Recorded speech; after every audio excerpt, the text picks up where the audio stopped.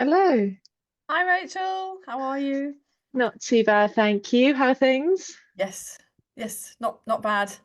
Apologies, I've been relegated to my bedroom. Yeah, no, I'm not in a great spot either, hence the blurred background. Trying to hide the absolute mess of Yeah, I'm yeah. moving this week, so behind me Oh is no, a, really? a real mess. So it's just Oh, yeah. well, congratulations though. New home? Yes, yeah. It's been a long wait. I think you moved recently, did you as well? Well, Or I'm you in a halfway house. ah Yeah. So I'm in rented while I sell the old house and then buy the next one. So okay. I know the I pain.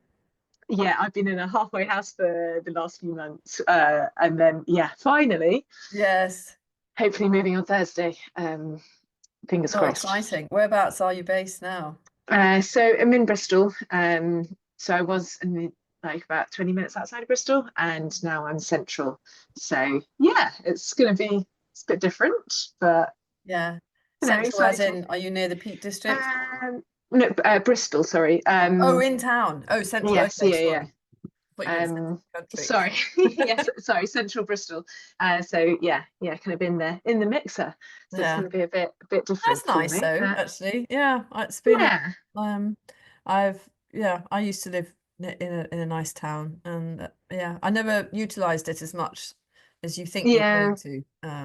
yeah. I haven't lived in town for a long time, so I don't know. I think it's going to be great in lots of aspects, and then I'm going to miss the countryside and things in lots of others. Yeah. But we'll give it a go. You have some Worst comes to hills though worst. within striking distance, don't you? You have the Yes, yeah. You don't have to go far. It's actually really easy. You can get out even just running. You can get to some pretty nice places even just running. And the yeah, Green short Man drive. Ultra. Yeah, I've never done it actually. I've heard good things. It's on the list on the long list to do. That So Have you read yeah. Ira Rainey's book? Oh no. Yeah, it was a very good, very funny book. Oh, Um, okay. I think or it's something like Fat Man to Running Man or Ultra Man or something. All right. Yeah, he basically decided just to do this ultra. Um, and as with most people, it changed his life, but he wrote in a brilliant and very funny way. It was very good. Um, so Oh, highly no. recommended if you're in that. Yeah. Oh, that sounds Yeah. good. And is Will based? He's based in Bristol as well. Yeah. Yeah, I hope he's Is he hope coming? he's I hope so. It's not my job to remind him. He's got his own I feel like his PA sometimes, but I really shouldn't be. Um Well, mm, I was going through his Instagram, obviously.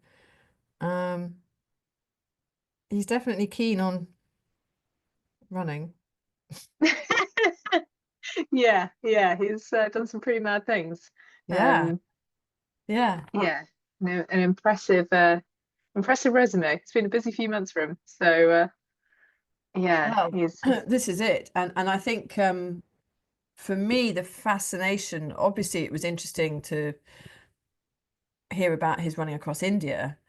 Um, but then when I saw that there was a Will Robinson doing the spine, and then when I clicked that the two were the same, it was like, hang on a yeah. minute, how has he gone from doing essentially 8 days across India, and within a month he's doing the full spine, full winter in the UK? I mean that, yeah, I have Yeah, it's questions. yeah, he did very well. I think it was potentially, but whilst he's not here, potentially a bit silly, like double out.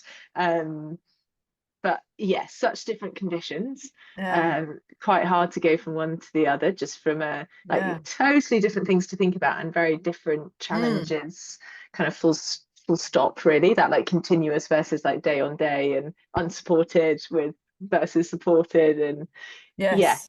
it's Yeah. yeah, So it's how did you pretty come to impressive. be involved in his India trip? So we met. I gave a talk last year at the Bristol Running Show, and so he found my name through there, and he was looking for someone to help from a nutrition perspective, and I was local, so we had couple of mutual friends, I think. So we, yeah, kind of went from there really. Right. And he was just like, "Do you want to come to India?" I was like, "Yeah, all right." Um, so yeah, it was an amazing, amazing opportunity in terms of like, well, A, to get to go to India for 2 weeks. I mean, Yeah. it's pretty ridiculous. Never did I think my job would quite land me doing that. And then you're doing all the preparation and planning and kind of just general crewing. Um, it was, yeah, it was a bigger job probably than I'd thought, Yeah. to be honest. And then kind of spine wise, obviously a little bit less because it's just the prep work for that. Mm. And just finding some different foods, like ones that were less likely to freeze and a bit easier to get out rather than like Yeah. Yeah. not going to melt in the heat and stuff like that. So yeah, it's a bit of a U-turn, but yeah, it's been a bit of an amazing yeah, like lots of fun and Yeah. lots of fun experiences. Oh, come on, Will. I sent him a message. Yeah. He's not always the That's most okay. Well, no, I've got plenty quick of and questions for responsive. you, so don't worry. Um, Yeah, exactly. We'll just leave him be. yeah, yeah, we don't need him. Um, I mean, what? How do you prepare nutritionally for any ultra? And well, I mean, I suppose I've just got so many questions that just bounce off from that. A, how far ahead do you start? And B, how do you vary it depending on the fact that, obviously India was going to be hot and humid, the spine is going to be cold. When you're preparing, and whether it's something like carb loading or whatever you believe in, does that change depending on the climate? Yeah, I mean, it's a great question. So I think what most people get wrong in preparation is not starting to prepare as early as possible. So in my view, preparation should start when your training starts. Like it's what everyone seems to do is tends to do, just generalizing, is gets like 3/4 way through the training, like, I've got to think about my nutrition now. I'm kind of like running long distances or doing that. Whereas actually, if you'd started on day one and thinking about it, by that point, it's kind of second nature and it's not something additional to add in. And so, yeah, it just always seems to be the final piece of the puzzle that gets put in. But as our training loads increase, as someone's preparing, actually their day-to-day nutrition should be varying as well as not just their race day nutrition. So leaving it until you are running those, say, I don't know, multi like long weekends back to back, like 4 or 5 times a week, actually things you shouldn't just be thinking, well, I need some gels or food whilst I'm eating. It's actually the whole package of Mm. just nutrition in general. So it is, yeah, it's something that just takes a bit of tweaking. It doesn't often have to be super jazzy either. Kind of, I think people get a bit overwhelmed and like, oh, I don't want to think about it because it's a bit much. But simple and just thinking of like pre-running snacks, recovery. Am I eating enough? Am I getting the balance and carbs is often kind of what you need. And then in terms of kind of climate wise, I suppose a lot of it depends on what the race is and how much support or what you're going to get because I mean, some of the key things I suppose thinking about India versus the spine was in India we didn't have any kind of way to keep things cold, so we had no refrigeration. Turns out ice isn't really a thing in India. Who knew? Oh, Bit of a really? shame because I'd really hoped for some like cooling strategies. Couldn't find it for love nor money. So we were then limited because we couldn't keep anything cool. You also couldn't buy a cool box either, which I thought was going to be something we'd just be able Yeah, to pick up and keep things yeah. nice and cool. Yeah, they don't do those But either. irrelevant if they don't have the ice to keep it cool, I Yeah, suppose. and then ironically there wasn't any ice, so actually it would have been pretty useless. So we basically everything was room temperature, which when you're kind of running in the mid 30 degrees is not always the nicest. So options that we chose were ones that actually wouldn't melt, would be easy to kind of eat, or things that are a bit softer and not too dry. Because when it's really hot, when your mouth gets dry, like eating something really dry is just kind of like ugh, and Mm. doesn't go so well. So even some of the local food that we use, things like chapatis and stuff, if they weren't eaten super fresh, they got really dry really quickly. So Mm. in the mid heat of the day, you could find some ice creams occasionally. So we maximized. They had some great ice lollies around. So we had those when we could, and literally would drive by and like throw it out the window at him if he wasn't stopping. But like, I've got this for you now. You can't wait because it's gonna Yes, drop. keep it now. And using more kind of like liquid foods because, or kind of fruit juices diluted and things, especially in the heat of the day. Whereas and also I was there preparing everything. So the ease is that I kind of cut fruit up. So we stopped every 10 kilometers, and I would pass him some fruit to eat or something different, kind of something from a bit refreshing. Whereas the spine is the whole other side where you've got such little support. I mean, you've got your checkpoints, but they're a long distance away from each other. Mm. And so things like other things that we considered was foods that wouldn't freeze, because there's nothing worse than kind of trying to bite into something that's really hardcore when you're out of breath or kind of tired. It's just not going to make you want to eat it. I guess the cooling side of things was all right because it was just pretty chilly, full stop. So you didn't have to worry too much about things going off. Preservation. But yeah, preservation was happening in the backpack, so there was no worries from a cooling thing. But then also things like wrapping everything in things like tin foil. So when you've got your gloves on, opening packaging is really difficult. But taking your gloves off, you then get cold and it's a faff. So using things like rewrapping in tin foil, so you just had to rip it, nice and easy, could bite and go. So it's just little tweaks Wow. of kind of, Thoughtful. yeah, it's just those minor things that are kind of maybe seem a little bit silly. And even in like when I was helping Will prepare for the spine, it's like, why do we have to rewrap it? And I was like, oh, just trust me on this one and make it easier at the time. And it seems like such a small thing, but all those little things adding up, especially on a race like that, can just make the difference between wanting to eat or go, oh, this is too much effort. I don't want to do it. So it's often not like the principles are the same. It's just thinking kind of one step ahead about how to make it easy. And I think people overcomplicate. And actually, if you just take it kind of easy, steady, and think, actually, what would I want to eat on something like this? I often find people make mistakes of, when I've done a multi-day race before, I ask people at the end, like, what did you find worked or didn't? And they're like, I took things that I felt I should rather than what I wanted.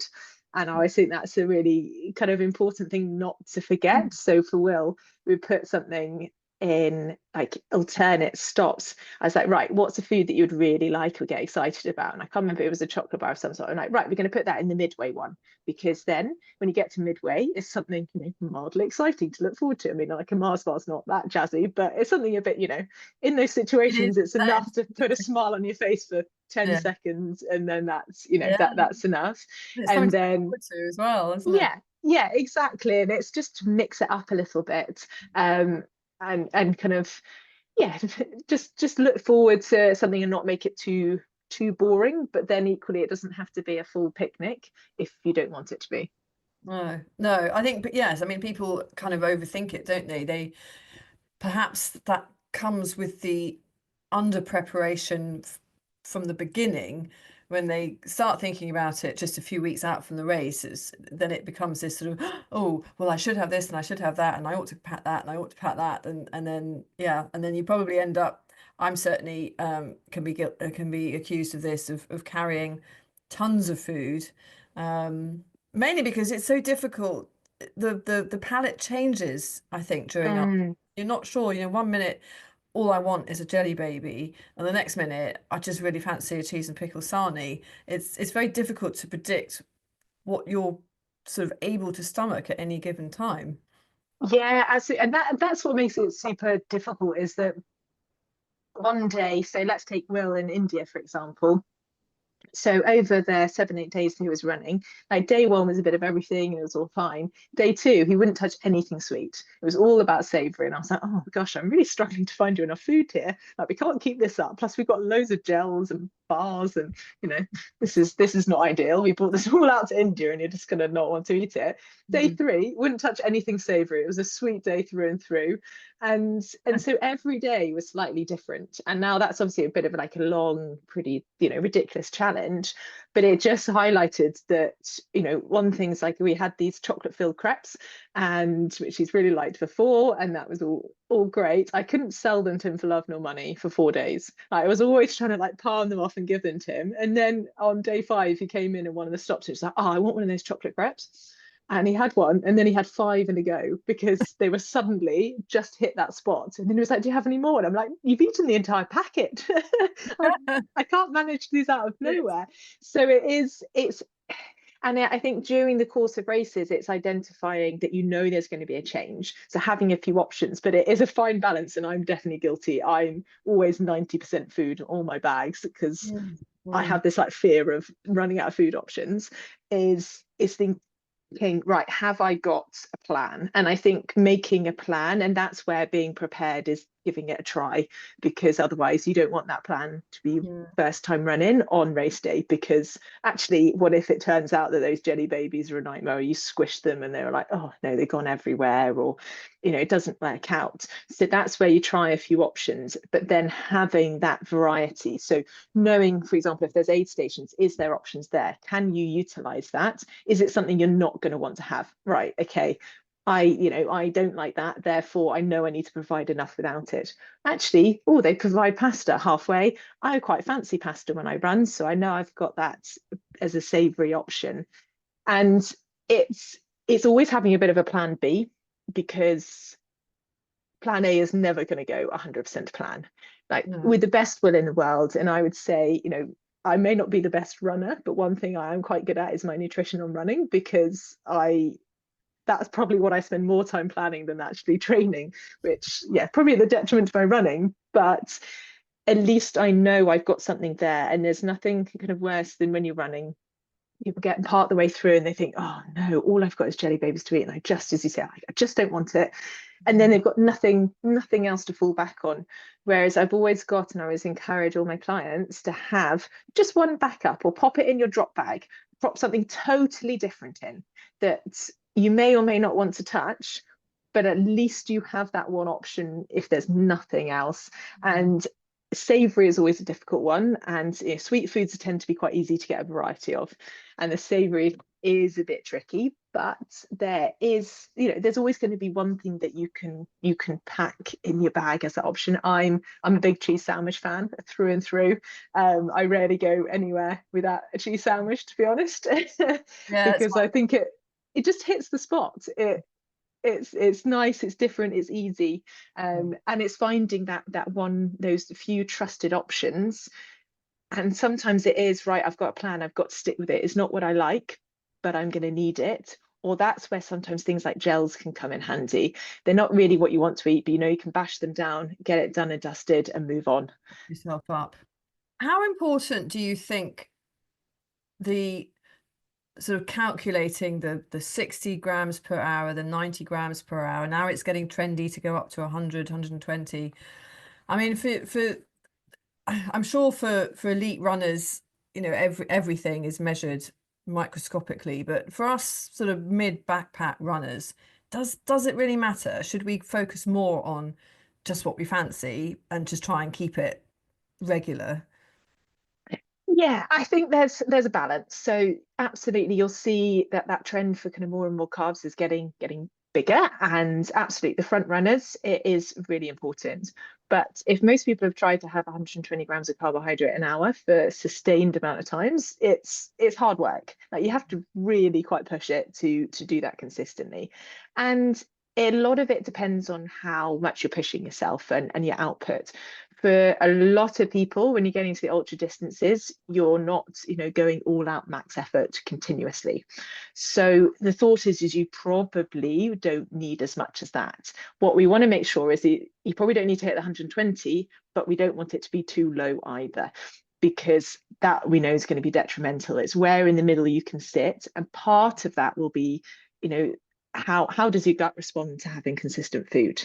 And that's where practice comes in again. Can you tolerate it? It's all well and good saying I'm going to go for 120 grams an hour, but you come back to me and let me know how you felt after 7 hours of that. Also, the front runners tend to not be going for quite so long, so they don't have to sustain that effort of Yes, eating good for point. Yeah. the 3 times the amount of hours I'm out there for, plus the space in your bag from a practical perspective. It's finding that middle ground. Now, generally, I say to people, ideally, we want to be trying to hit that 60 grams an hour, but that's probably going to be difficult.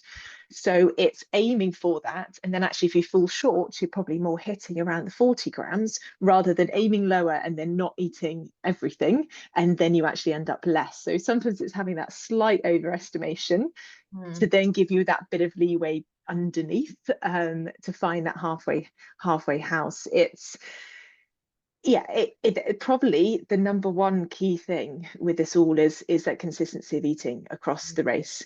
The biggest mistake often, and where people then often get subsequent issues and struggle to digest and kind of tolerate food, is when you've left it too late. So starting early is always the key. And I guess one thing I remember from my first ever ultra, so I did a 50k up in the Peak District, and I just newly, so I was already a dietitian, but I was just finished up my sports nutrition course I'd done additionally, and it's my first ultra scene, so I'm a bit nervous. It's got to 40 minutes in, we're on a first hill. I got on my banana and I'm like, right, my fueling strategy starts now. I'm gonna eat. This guy walked past me. He was like, "Why are you eating that?" And I was like, "Because I want a banana."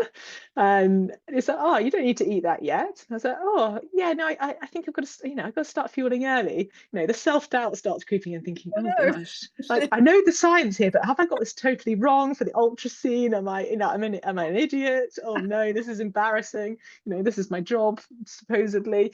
So anyway, I was like, well, got to carry on eating, might as well carry on eating it. Putting a half-eaten banana in a race pack is never a good idea from a squish perspective. So No. anyway, off he popped, and I was like, okay, I really think I do, but Yeah. anyway, off I plodded. 3 hours later, who did I pass? That person. And I was Karma. and I was like, ah, hello. you Struggling. know, who knows whether it was the nutrition or not, but Mm. you know, don't leave it. If you get hungry or you're getting thirsty, you've kind of almost missed that window. It's that preemptive, early starts the day. The last thing anyone wants to do is get a gel down in the first half an hour of a race. But actually, if you start it early and in terms of tolerance wise, that's going to make it so much better. So sometimes it isn't always about the numbers and we can get a bit kind of head down.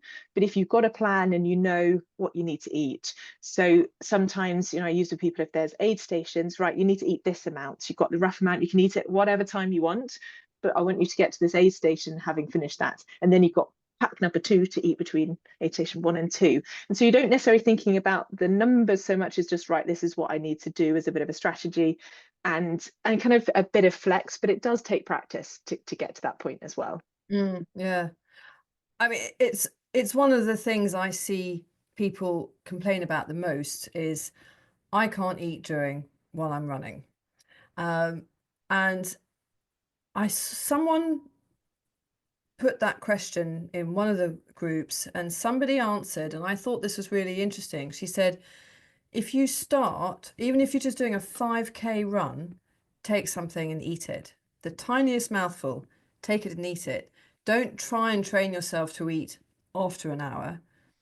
Train yourself to eat at the very beginning. Is that right? Because I Yeah, thought it was fascinating. it's getting used to it. And the main thing is it is quite a ridiculous thing really to eat and run. When you're doing an ultra race or kind of long training, you just don't really even think, a lot of people don't really think about it. But to the outside person, that's absolutely mad that you would go and sit and have a bowl of pasta and then get up and run. Because why would you do that to yourself? You always get told not to exercise straight after exercise Yeah. straight after eating because, oh, it doesn't sit very well. So it does take a bit of training. And yeah, that's why kind of that whole practicing nutrition to start early, because if you start fueling and getting used to eating on those shorter runs, then actually as it gets longer, it gets more intuitive and easy. That's why also it's early, waiting for early. So when we exercise, our blood gets diverted away from our gut to our muscles because we're using them. Now that means that when we do eat, we don't have as much blood to kind of perfuse the system, and it's not working quite as well in a very basic sense. Yeah. But if we start eating early, it means there still is a good blood supply to the gut to help from a digestion perspective. But if we leave it hours and then do it, it's a bit like, whoa, what's happening? I've got food in me. I don't know how to deal with this so All the well. resources have gone to the Yeah, legs. Forget it. exactly. Like, oh, this doesn't sit very well. I don't want to deal with this. This is not as easy. And then it sits and makes it worse.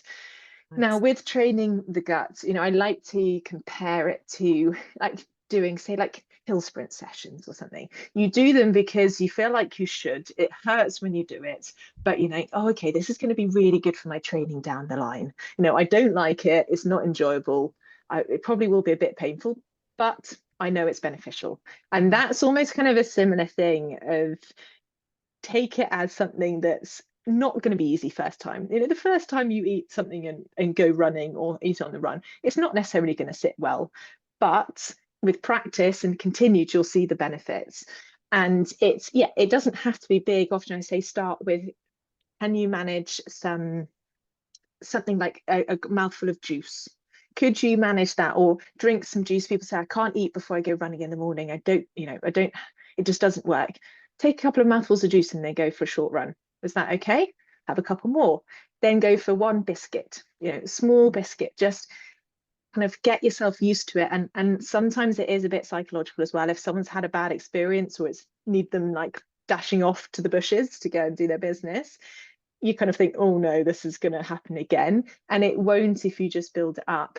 But if you leave that until you've got 2 weeks to go to a race day, that's when you don't have the time to kind of get used to it. Yeah. And other things is, when you are running that long distance, if it really is that difficult, then you have to think, right, do I have to stop for a couple of minutes just to get some food down and prioritize and then carry on moving? Often big mistakes I see is people not stopping at the aid station just for those extra 2 minutes to prepare, get the food, ready, have a bit of the aid station food, get their stuff out the back of their packs. Because actually those 2 minutes, if you fueled yourself better, you've got more energy, actually probably likely to run better in the longer term. And over that distance, especially when it gets to those longer distances, that you're going to gain that so easily, rather than absolutely falling off the cliff and having to grind to a real halt. So it does sometimes feel like, oh no, it's silly to stop. You don't have to stop for hours, but actually 5 minutes might just mean the next 4 hours are so much nicer. And once again, it's just all practice. Really, it's finding what works.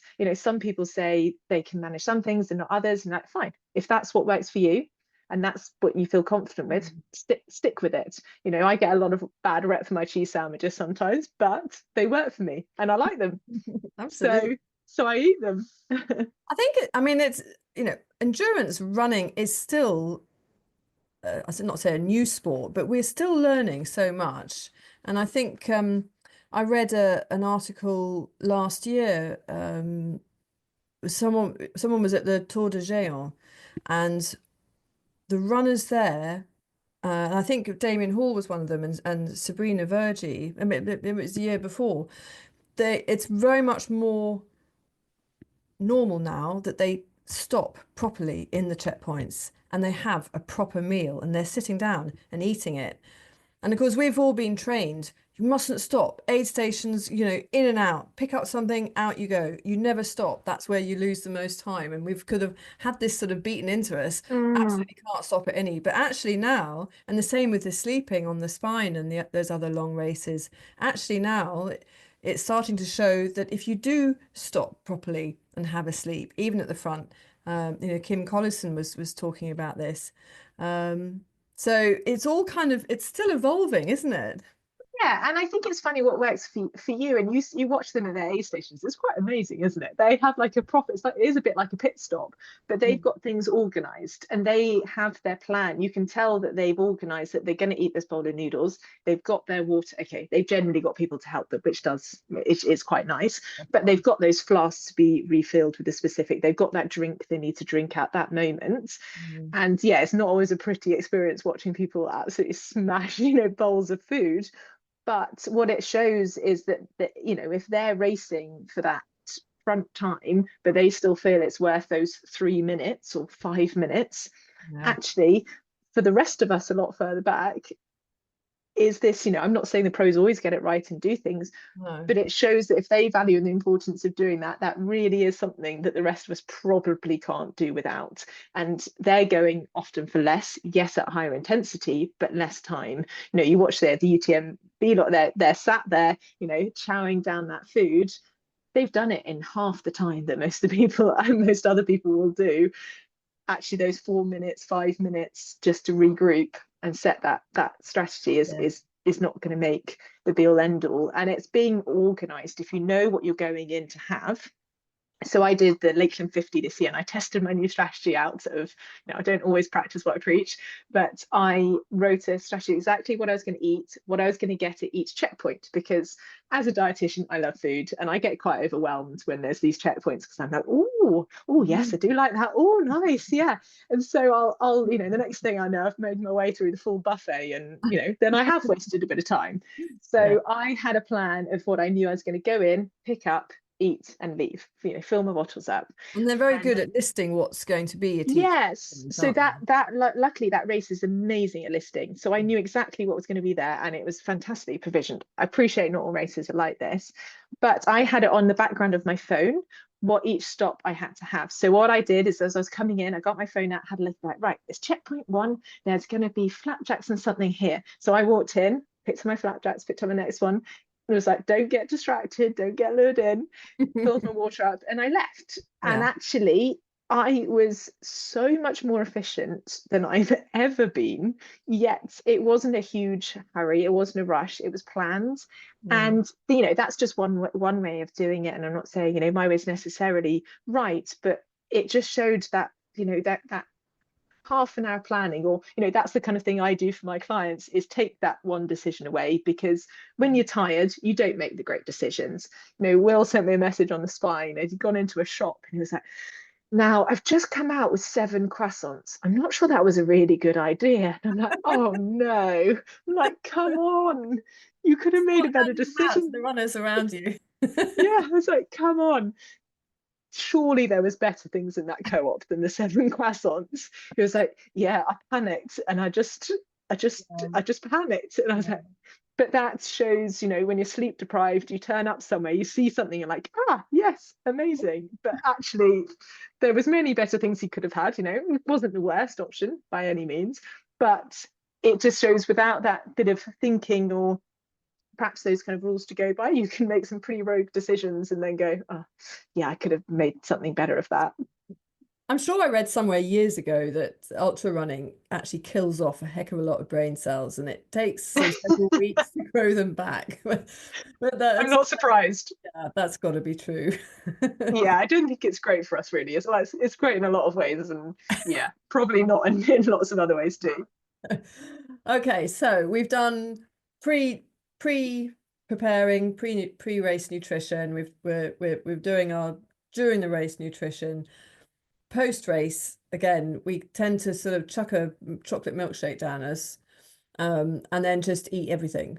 Um, is that okay, or should we be kind of monitoring slightly better what is going in after the event as well as everything?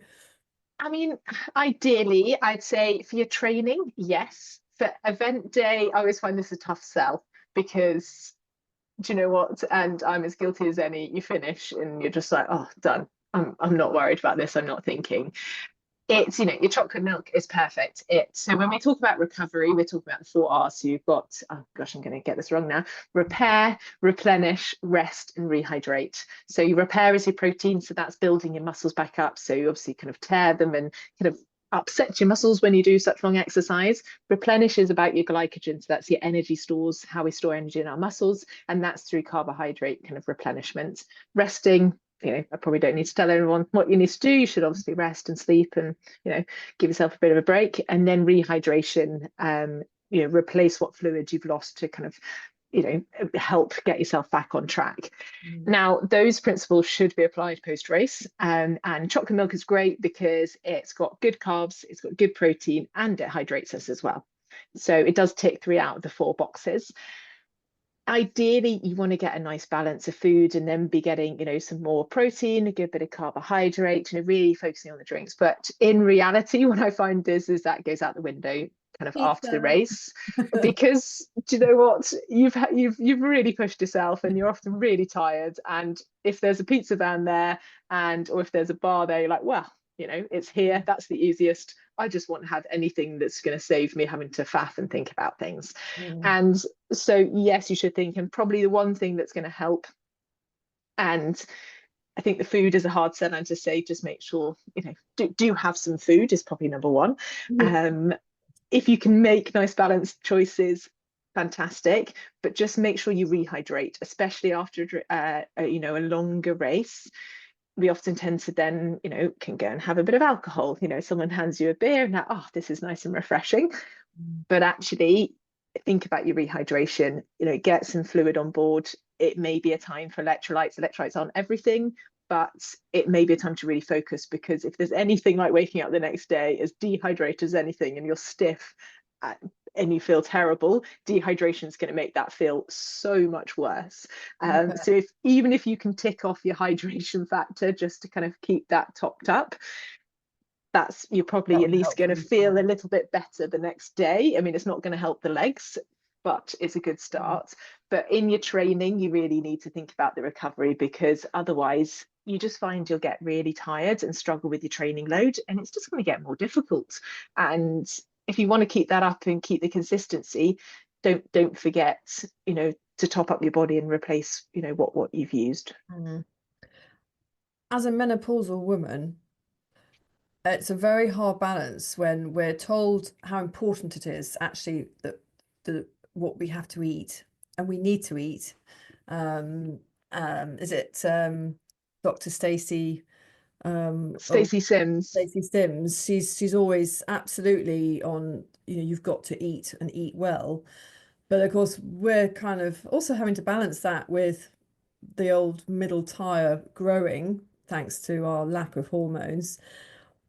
How do we find that balance? How do us ladies find that balance, but being Yeah, good to ourselves at the same time? exactly. I think it's everyone's different is the first thing, and it's finding what works for you. There's, lots of research out there. Well, there's not a huge amount of research actually. There's growing Mm. research out there in terms of what we should and shouldn't be doing. But a lot of that from the kind of the menopause perspective, or kind of perimenopause side of things, is not based around very active women. So I think that's one thing to take into account, is that yes, the principles still apply, but there's additional considerations, Mm. because you need to take into kind of account what exercise you're doing on top of that. So yes, getting a healthy balanced diet, and running ultras shouldn't necessarily mean you can't follow that. But when you're running, the easiest things do tend to be those high sugary, perhaps foods that we shouldn't necessarily be eating. It is always a balance, but it's thinking, when am I having those? Actually, am I having those when I'm doing my long runs, or fueling whilst I'm running is not very balanced. But actually, I am, eating to fuel my training so I can adequately train and build up that distance. But outside of that time, actually your recovery meal doesn't necessarily have to be a bad option. Chocolate milk may not kind of necessarily tick the box, but could you have, a healthier source of protein? Could you have more of a balanced meal as your recovery meal, rather than needing to have a shake, a drink, or some sugary foods? Planning, so if when you finish a long run, it's actually going to be super hungry, and this applies to everyone really, and you're going to want to eat everything. Can you pre-prepare that snack, so actually you finish, and in your car you've got that healthier option that still ticks all those boxes, but you're Yeah, not desperately, raiding the chocolate and sweetie aisle in the supermarket on your way home because you're so hungry you don't know what to do with yourself. And it is getting that balance, and it may be that actually, every day is slightly different from a training and nutritional need. Actually, are you balancing those daily needs to what you are, what your body does need? And I think it's hard to get that balance totally correct. But what we don't want to do is neglect the fueling of your sessions because you're worried about having the wrong things, but then actually at the detriment to what you hopefully enjoy doing and want to do. So there are sometimes some additional considerations, and thinking about making sure you hit things like your calcium targets and stuff like that, as from kind of menopause, are important, but it's not forgetting the fundamentals still apply, and eating less healthy foods doesn't have to happen outside of running, so much outside of running, and that can happen with a bit of preparation. yeah. It's hard. Things like, I keep being told we should have fat-free things, but actually we need the fats, don't we? But then the fat sits there. Yeah, it's about the amounts with pretty much everything nutrition. It's all about the moderation and kind of what you need. So fat is really important. We need, fat is used for hormones, it's used for lots of functions across our bodies in all our cells, but it's the balance of that. And there's also healthier fats and less healthy fats as well to take into consideration. So, for example, deep fat frying a food, that's less healthy.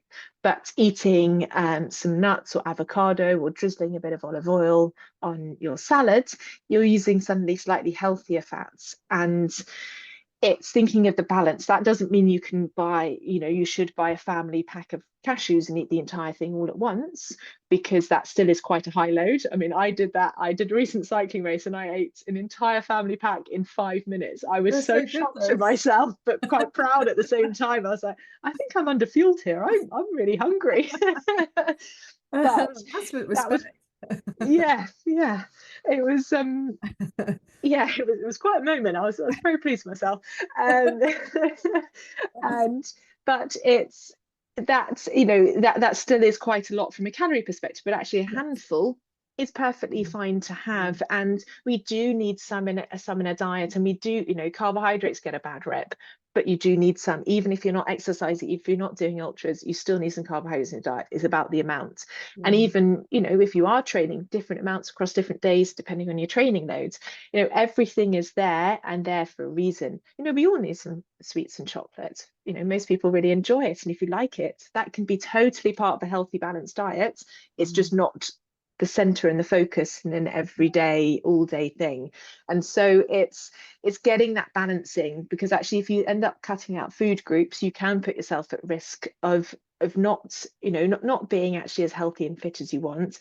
And for the majority of people, the running and stuff is a hobby, however serious, but Mm. actually we can't forget our underlying health and making sure that we actually tick those boxes. Are we staying healthy and fit? Because we need to make sure we're doing that, because you can't do your hobbies, you can't do your job, social side. And actually, if you're struggling with that and feel like you're not getting the balance in your diet, then is there some small tweaks that could just make just your day-to-day life a bit nicer and easier as well? Yeah, yeah. I think yeah, we don't pay enough attention to nutrition, I think, very often when actually it's such a strong foundation to everything.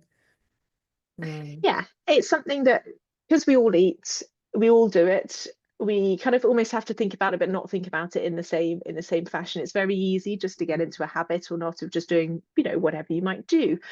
But often it doesn't have to be, and it often feels like a bit of a huge task, whether you're talking about kind of race day nutrition or just day to day.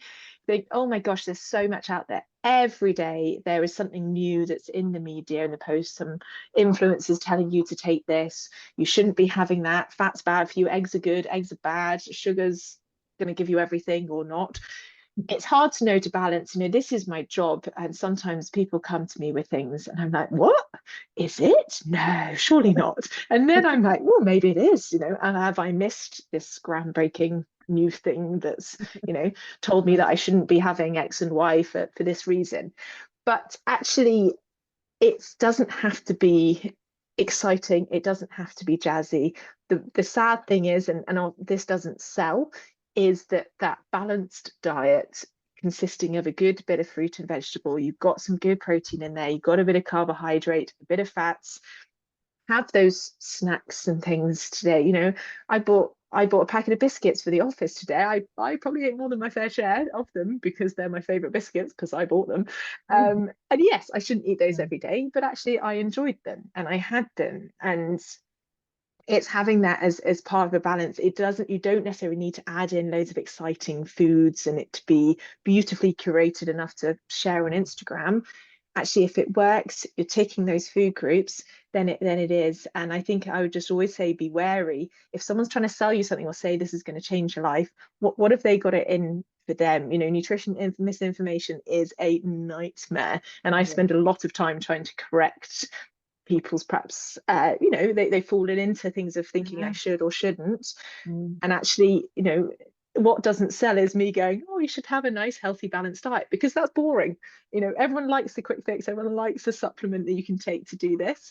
That But magic. actually, unfortunately, we don't have that magic pill, because if there is, we would all be singing from the same hymn sheet. And trust me, if there was that magic pill to make everyone healthier and better, I would be recommending it left, right, and center. So I think don't forget the basics. If you nail those basics down right, you're 80-90% there. And then those tweaks just, for everybody an individual. And just because someone else is doing it, or just because, a sportsman's gone gluten free and they seem to be running or doing really well, doesn't mean everyone else needs to. Think what works for you and do. But then if you think, actually I don't know where to start, get some support, but get it from a qualified professional, not someone that is perhaps just Instagram using stuff. themselves and Instagram and such, because otherwise you could end up spending a lot of pennies on some probably quite unnecessary items that you don't need. Well, it's the old adage, isn't it? Everything in moderation. Yeah, but it's not very sexy, it's not very No. exciting, and everyone likes something more. But actually, yeah, Mm. moderation does the world of good. Suppose that does that apply also to supplements?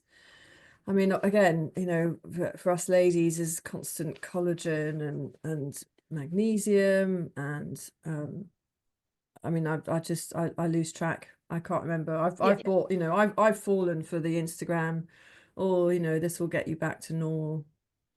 Um, yeah, and with a lot of things, I suppose with supplements, the main thing I always say is making sure there's no harm in taking it is the first thing. What most of the time is we don't have the evidence to say yes, take it. It's not 100% that there is. The only kind of dietary kind of vitamin supplement I would say is vitamin D over the winter months, because we don't get enough from the sunshine in the UK. So between the months of October to kind of April time, all adults should be taking 10 milligrams. That's the recommendation. oh, And really? potentially kind of going on into the summer, if you don't see much of the outside, most runners will spend a bit of time in the sunshine. Well, potentially if it's sunny, but we'll spend a bit of time outdoors anyway, so probably should be okay. Mm. But otherwise, it's very much individual. There are some things that perhaps, for example, kind of post menopause for women, calcium is a particular consideration that people might not hit. So they might need additional something like calcium. There is some evidence for magnesium, certainly from a sleep perspective, as well. It isn't strong enough that I would always say, like, oh, you must take, Mm. but you could give it a go. Do you Mm. think it helps? Yes. Okay, continue. If you don't, stop. And I think that's where we need to have that critical eye.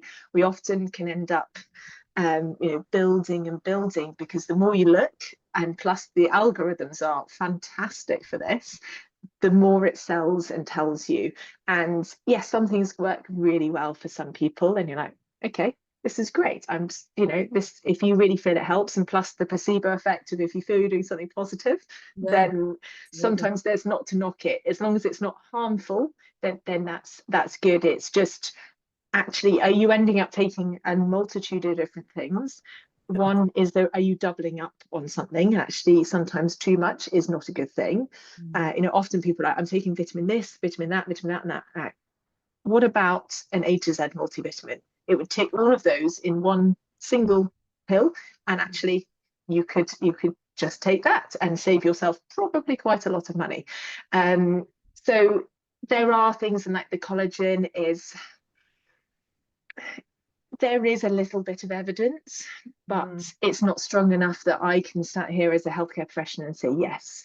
A lot of Mm. people will sell it to you, but Yeah. if I told everyone, and this went out and I said, you must take, I could get struck off my profession, because there isn't the evidence to say No, that.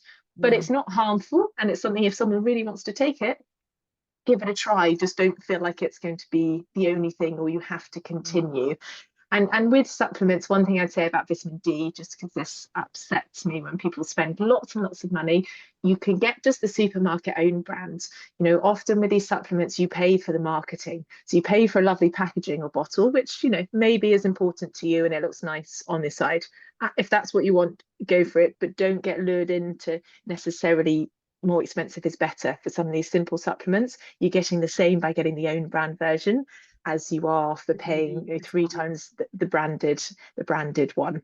So think about what's in it, Mm. as you'll probably see if you turn over the packaging. It's got the same thing. It's just got a lot of nice, a bit nicer, which doesn't really matter once it's in you. Should we be re-looking at our diet though, rather than taking all these vitamins? I mean, is there something we should be eating more of that could give us the vitamin D that we're not getting from the sun? Yeah, so with most vitamins and things, absolutely, I'd say most of the time you should generally be able to get everything through a balanced diet. There may be times, and especially if you avoid certain food groups for different reasons, say if you are vegan or vegetarian, vitamin B12 is going to be really difficult to obtain. So therefore, a supplement is probably going to be quite useful. Something like vitamin D is a bit of an exception. So there are some foods. So you've got things like eggs. Often mushrooms can have extra vitamin D. You can pop them on your windowsill, and they'll synthesize vitamin D from the sunshine. So you can. They do actually sell in supermarkets now vitamin D enhanced mushrooms for more price. But just get your Really? mushrooms. Yeah, yeah, I know supermarkets like brands have really cottoned onto everything. Put your mushrooms on the windowsill, bit of Yeah. sunshine, they'll do that for you. There you go. No, Saved you some that's a pennies here. top Um, tip from Rachel there. yeah, exactly. Put your mushrooms on the windowsill. Your neighbours might think you've Just the lost the plot. mushrooms, the cut mushrooms that are Yeah, in yeah, the just bonnet. pop them on there and they'll synthesize a bit of vitamin D. And there is some the foods are fortified, but the difficulty is it's often hard to have sufficient amounts of those foods consistently because it's quite a long time and the months we often just can't quite sustain it, which is why it's quite a small amount for the supplements recommended just to keep the levels topped up. So basically in the hopefully by the end of summer you've got quite high levels and it will go down over the winter. It's more just kind of reducing the steepness of that curve. Yeah. So it's not getting too low. But yeah, other than vitamin D, which is probably the only one I would say to pretty much everyone will need, the In the others UK. you can tend to get from in the UK. So abroad, if you live, so it's basically we're too high north, so the sun isn't strong enough. So a Mm. general rule of thumb is if your shadow, I hope I get this right, if your shadow is longer than you are on the floor, which means the sun isn't too high, the sun is not going to be strong enough for the vitamin D to be Okay. to Yeah. get vitamin D. Okay. So in kind of more south you go where there's a bit more consistent sunshine, it's less of an issue. So in a lot of countries, and I find that people perhaps that have moved to the UK from different areas are like, what's your obsession with vitamin D? Because it's not something that they have to consider. But Mm. for us, it very much is. Also during the summer, to get sufficient vitamin D, it's thought you need to spend 3 times a week, 20 minutes in the sunshine with your face and arms uncovered between the hours of, I think it's 11 and 2. Now that's quite specific. For That most is, isn't people it? that work, the hours of 11 and 2, yes, you might have a lunch break, but you've got to be outside, it's got to be sunny, it's got to be Mm. 3 times a week, and have your arms and face exposed. There's a lot of variables there Yes. that often mean that unless you're perhaps Mm. going on a summer holiday somewhere where you get a bit more consistent sunshine, that's not necessarily going to happen Mm. consistently over the summer months. So it is quite tricky to kind of keep that level topped up. And Yeah. also in those times you can't have suntan lotion on either, but Well, obviously put suntan lotion on I after was going.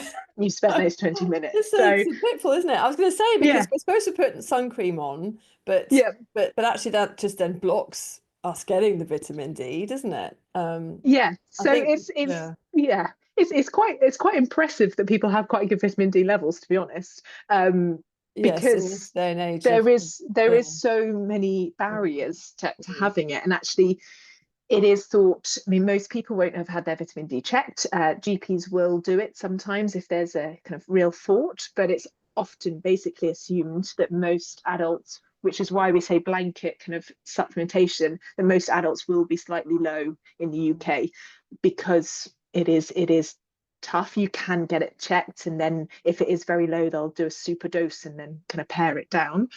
But yeah, it's I guess it's something that's simple and pretty inexpensive. It's generally a few pounds to get, say, like a 6 month supply of Mm. supplements for the winter months.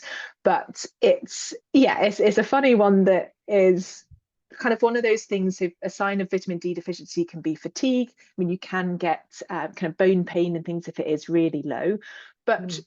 I always think it's something that is worth ticking off. It's a nice, easy win to know actually I am getting that. Hopefully, Yeah. most of us or people that run lots, you'll feel Well, fatigued this is quite a lot of it. the time, Yes. and I there can think be loads of reasons for it. But what I mm. always make sure is that actually, is there something we can, have we ticked that off? Is there anything else? any other kind of concerns from a dietary perspective that could be exacerbating or making this worse, really. Mm. But it's it's a bit more of a complex area than thought. But yeah, make sure you get your lunch breaks outside is probably the main takeaway. Well, hopefully our lot, our runners will Yeah, that will be of lesser concern than perhaps it is exactly. to others. Yeah, but it's always thinking, actually, do I, every time I go out, do I always put sun lotion before I go out? So therefore I rarely do. Or am I always wearing a cap and long sleeves? Because that's probably Yes. quite sensible from going running for 6 hours in the summer. But Yes. Just yeah, make sure you absolutely take it off should for be. 20 minutes or 3 hours or whatever it Yeah, is. exactly. Take it off at the aid station for 20 minutes and then you're fine. Oh my goodness. Oh well, I've kept you for the full hour. Thank you so much, Rachel. No, no, not at Thank all. you for your time this evening. It's been really interesting. Hopefully we've given some top tips to our listeners. And yeah, I look forward to speaking to you soon. Oh yeah, you're very welcome. Hopefully it's helped. And it's always a bit of a tricky, interesting area where there's lots of views in terms of nutrition, but Yeah, yeah. sometimes simple is better, but just make sure you keep eating and eat loads of carbs. And vitamin D. And vitamin D, yeah.